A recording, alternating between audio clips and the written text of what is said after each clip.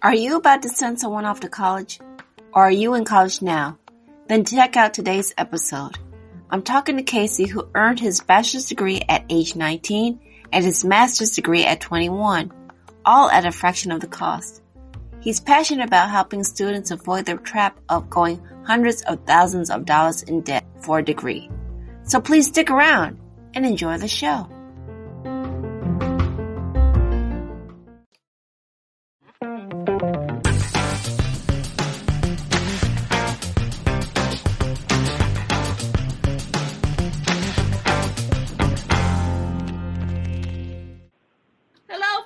And welcome to another episode of Coffee with Tea. I'm your host, Tonia and I'm excited. And I'm always excited. I'm thinking about that every time I bring that. I'm excited because this is going to actually save you some money. If you're the one who's about to send your child off to college, you want to catch up what Mr. Casey Woodard has to say. It says you graduated high school or college in less than half the time and half the cost. Is that what I'm reading? That is correct. I graduated high school when I was 18, but I had gotten my bachelor's degree at 19 and my master's degree at 21. That's what I said. I had to double check on this. He did this in half the time. And I want to ask, how did you do that? First of all, before we dive in, how are you handling this COVID-19? And then tell us how you did that. Well, handling it pretty much the same way as everyone else. I'm making the best out of the situation.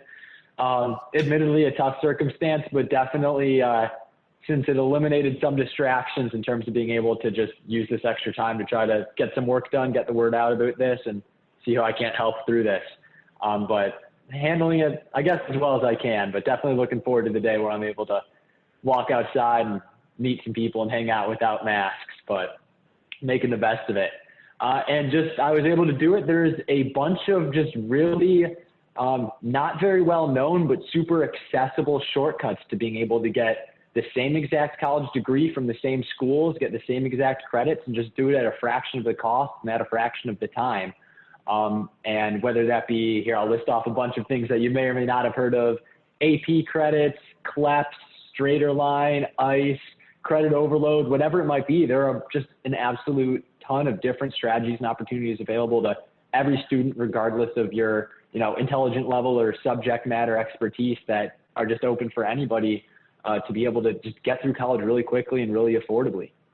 Like I said, I had to do it because I'm sitting here I'm reading and I'm like, you look so young, and you said you have a master's degree already, and I'm thinking, how does that? I do. So I'm sure you might get the same reaction, but I know you talked about the hacks, and of course we're not going to talk about all of it because we want everybody to read the book. You have to get the book. His book is entitled Student Discount, Get a College Degree for 50% Off Without Scholarships and Grants.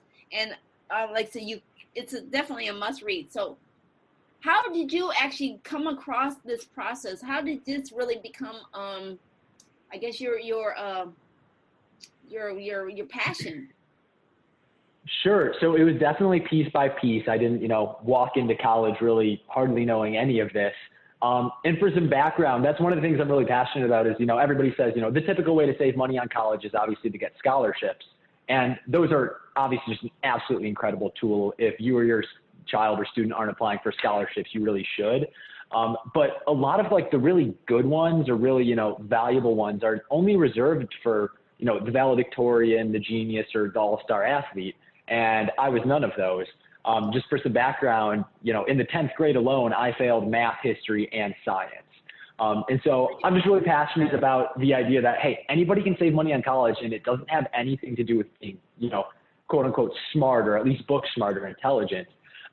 So I walked into college, and in high school, the big thing was no matter how well I did at school, it didn't feel like it really impacted me at all, other than, I'd have a few points higher of a GPA, or if I behaved better, I'd spend a little less time in detention. But at the end of the day, I was there from 8 to 3 every single day for 4 years. And, no matter how good of a student I was, that nothing changed. But when I started college, I realized that nobody's keeping me here, in a sense, that if I wanted to work harder, if I wanted to find hacks or shortcuts or whatever you want to call it, I could get through college way quicker, and that would have a huge impact upon my future. Just, I'm sure, a lot of your listeners are aware of the power of compound interest.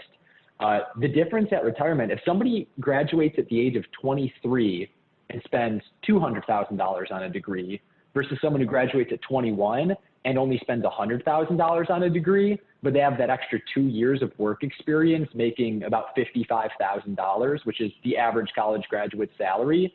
At the age of 65, because of compound interest, that person who graduates sooner has over $2 million more in their bank account simply because they graduated 2 years earlier and found a way to spend half the amount on college. Wow. And in high school, that's never an option. You're spending 4 years no matter how good you do, unless, every now and then a school might push you ahead of grade. But in college, the freedom is there for anybody. And I realized that, hey, I'm going to find every way possible to become that second student. And so that was the impetus of what caused me to really start learning about all of this. And then I just started, looking it up online, asking people who might have graduated, a semester, a year early, and just trying to compile just an all-encompassing strategy of how I'm able to do it. And I know it sounds cliche, but like I said, I wasn't a great high school student. So if I can do it, anybody can do it. Right. So I'm fascinated with your story. And I know we talk about numbers and stuff like that, but really, I guess a lot of my listeners would be like, do you, I'm trying to figure out how to even begin. Cause like I said, it's like such a phenomenon, that, like I said, you're so young. Now, here's my question, I guess. We got through the college and stuff. Do you feel like it is hindering you now, or people are, are they taking you serious? I'm not trying to be mean or anything. Sure. No, I completely understand. Do you have to struggle with that, because you did go through so fast? Do you have that struggle? Sure. So it definitely gets some weird looks. But after you talk to them, 9 times out of 10, at risk of coming off, the wrong way, like they usually come off more impressed than, like I said, I think anybody can do this. I don't think I'm particularly, intelligent or book smart. But obviously, like, it is a feat, to say the least. And so when they hear that, it's normally like, okay, sure, he's younger. But, in terms of a job context, I mean, is there a huge difference between hiring a 22-year-old or a 24-year-old? And especially, hey, like, we know somebody's coming out at 22 and was able to get their master's degree.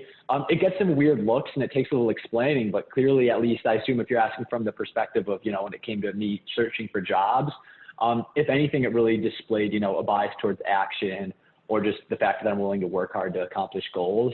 So it's definitely a weird thing, when people first hear it. I do have the luxury of having a bit of facial hair. So normally people will give me the benefit of the doubt that maybe I'm a couple years older than I am. But yeah, it gets weird looks, but I don't feel like it's hindered me at all. And in a lot of capacities, I feel like it's almost helped because, in a way, sort of displayed, or I have a way to show that, hey, I'm not just talk. Like, if I'm working for you, I know how to work. I know how to find a way to get things done. And in a way, it's almost, unconventionality, or shows like creativity that, hey, people do this the entire way, and maybe at the company I'm applying to work for, they do it this way, but I'm going to find a way to do it differently if there's a better way to do it. Right. So it definitely is a weird thing for a lot of people, but I don't feel like it's been a negative thing at all. Right, and right. Like I said, the benefits for me personally, or for anybody who's able to do this, I feel like far outweigh the negatives of I look a little young for my credentials, if you will. Right. Like I said, I'm not trying to put any, discredit. I'm just trying to, like I said, those might be absolutely, some I things, understand. like parents are thinking like, well, who's going to take my child serious if they've gone through, they don't have the, they think they don't have the experience. So that's really where the question is coming from.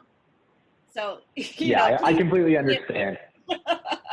I always try to think like the perspective of like the audience, like if, you come through. So the question is like, what would you really want to like, I guess the biggest experience of learning this is really, what would you really encourage students who are struggling with school to, to look into this kind of stuff? It's college really for them, and how, because like I said, you failed through school. So how did this become, like I said, a crusade? I would say a crusade for you. Yeah, so I think the way that it became a passion for me for helping other people is the same way that it started, where I had that flicker moment where I feel like for a lot of people, not everyone, but especially in more like affluent areas or just the United States, it's really taught that just the trajectory of most, at least like middle class and up, your trajectory is just going to be your start in kindergarten, go through 12th grade. You'll apply to college. You'll go there for 4 years or so. And then it's only at that point that you can really say, like, here's what I want to do with my life, or here's what I want to make of myself. And I just don't feel like that's the best approach for most people. And I believe that college is an absolutely incredible tool, for better or for worse. If, you know, somebody's 18 years old, 22 years old, and they're applying for a job, perhaps unfortunately, the job description isn't going to say must know XYZ about a particular topic. It says you have to have a degree in a certain subject matter. So for better or for worse, a lot of people do need college degrees, but I feel like the one thing that I would really try to impress upon either parents or students is do the research and just be informed about why you're making a decision. Because a 4-year degree is pushed as the status quo, but it doesn't need to be. Like I said, I was able to do it quickly, and I know a bunch of other people who were as well and were able to benefit from it. And I know a lot of people who took 4 years or even more, and that was the right decision for them. So it's not me saying, hey, get through college and as fast as you can all of the time, no matter what. It's be intentional, make the right decision. And even like when I said a 4-year degree is the status quo, I'd love to hear what do you think? And maybe I'm going to bias it by asking this question. But what percentage of students do you think actually graduate within 4 years, with the rest either taking longer than 4 years or just dropping out? I don't think it's very high. I went to the military route, so you know. Okay, that's a great move. I'm probably not the great person to ask, because like I didn't even go through school. I mean, I was like, I'll do the military route. So, I mean, I'm assuming it's high because, you know, you're tacking on more money as they go through, and I know, you know, money being a big issue why people drop out is a big reason. So. Yeah, so the average, only 33.3% of people who start college finish within 4 years, just 1/3. Wow. And less than 60% even finish in 6. And the rest either drop out longer, either take longer, or they drop out. And so my big, you know, spiel is that the people who dropped out or took 6 or 7 years, it's not because they were planning on it. It's because they didn't have a plan. And so I'm not saying everyone should finish in 2 years like I did. I'm just saying, whatever you do, just go and do it with a plan, and, you know, just be intentional about the reason you're doing it. You know, as an 18-year-old, you're about to spend 6 figures on college. This will be the biggest purchase, one of the biggest purchases you ever make in your life. So you should approach it as such, I think. So my question, and that brings up another good question, because you're like 18, and like I said, and what made you want to go through faster? Is it just because you knew the system was faster, or you know, I mean, you were intentional about getting through, seems, at that rate of speed? I mean, was there something that pushed you to do that, or you know, what would make the person think about that kind of stuff is what I'm, I guess, trying to ask. Yeah, so part of it was, I guess to an extent, I stumbled into doing it quite as well as I did. My original goal was I wanted to finish in 3 years.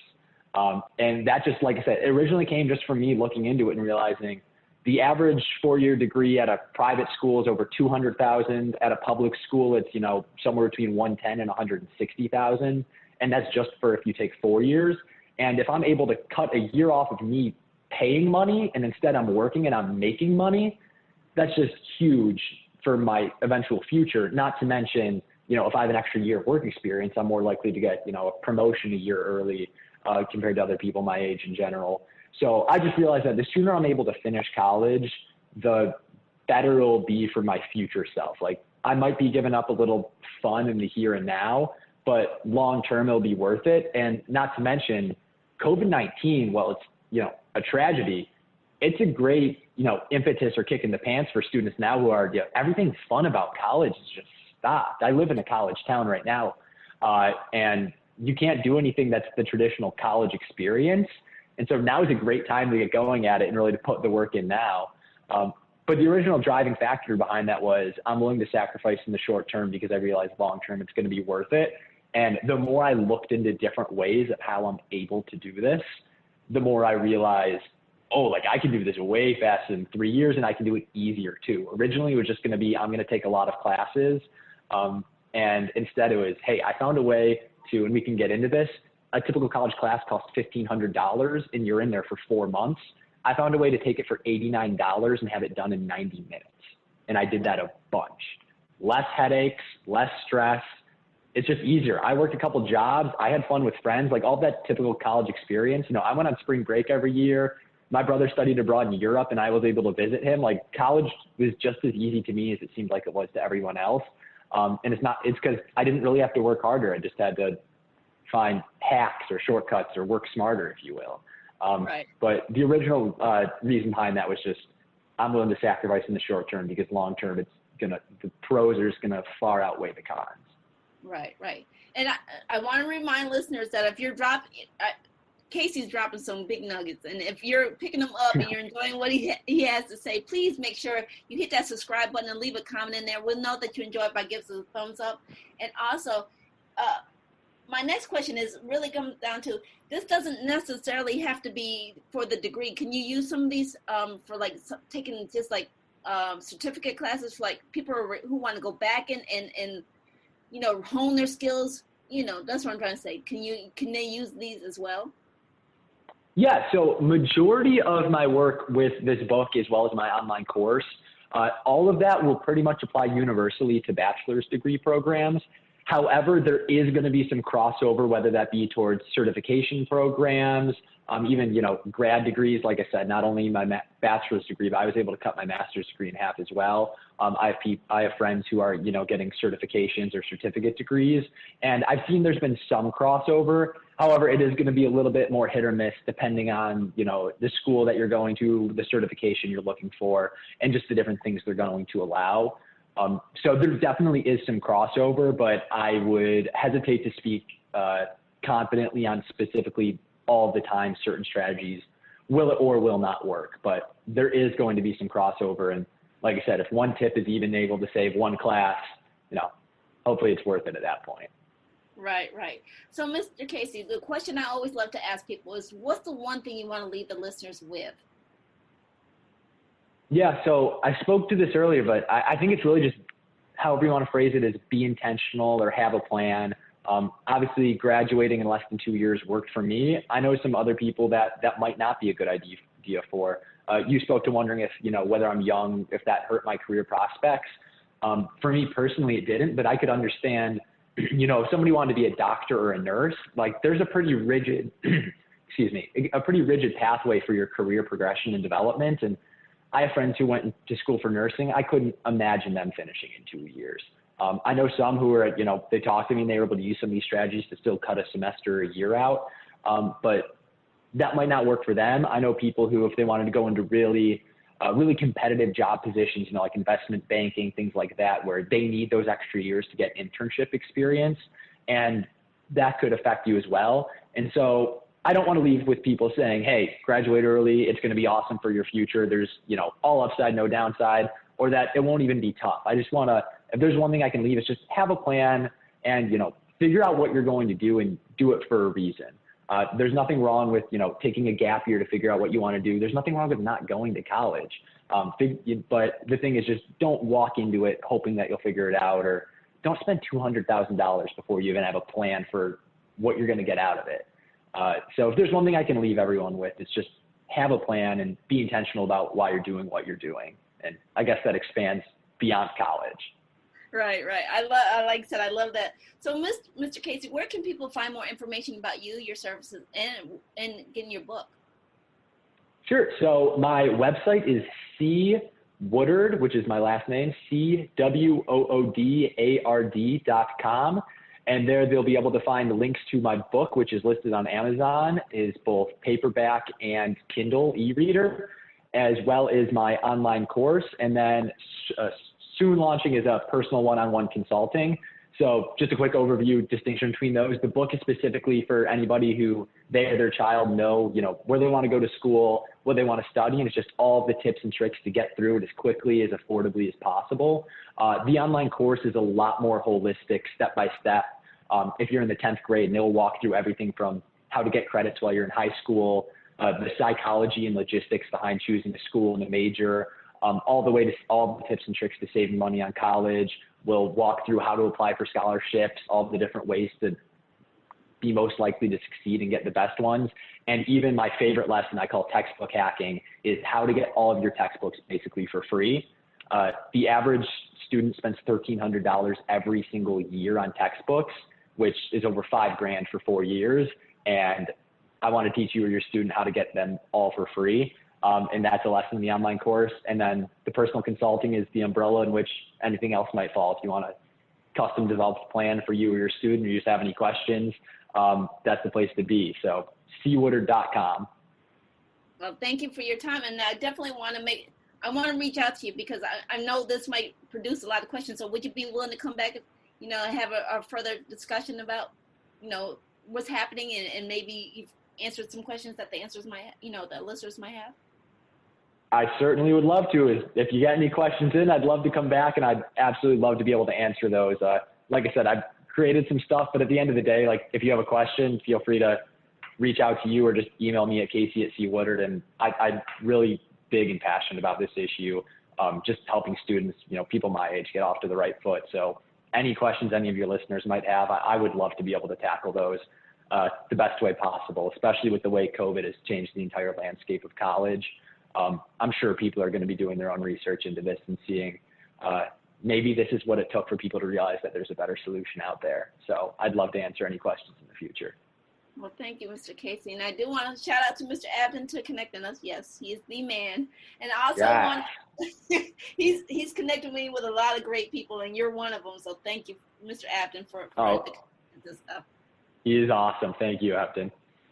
And I also want to say thank you, Mr. Casey, for your knowledge and your wisdom for coming on and being a wonderful guest and host and allowing me to answer some questions like, the older person that I am.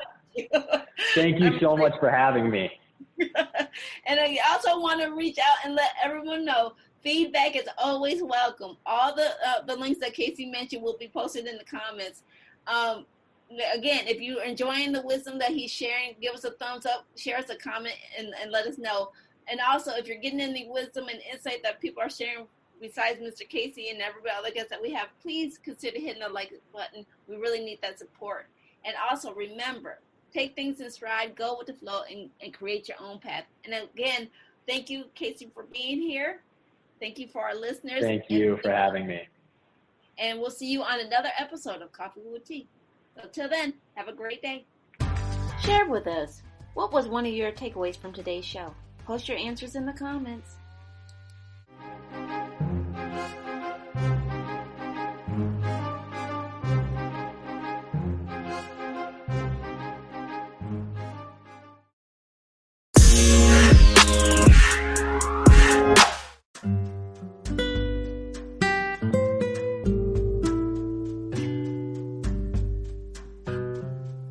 Hi everyone, this is Tonia again, popping in to say thank you for listening to today's show.